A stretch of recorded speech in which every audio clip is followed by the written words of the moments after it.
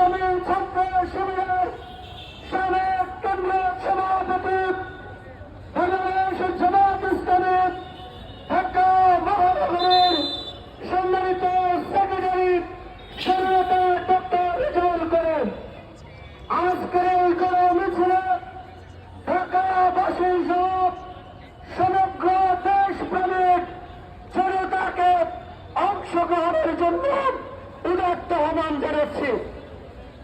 গণমিছিলে উপস্থিত সম্মানিত ছাত্র জনতা, আমরা আমাদের এই মিছিল কার্যক্রমের শৃঙ্খলার স্বার্থে যারা স্বেচ্ছাসেবক হিসাবে নিয়োজিত আছেন, আপনারা আমাদের সকল উপস্থিত জনসাধারণকে শৃঙ্খলার সাথে অবস্থান করার ক্ষেত্রে সহায়তা করবেন।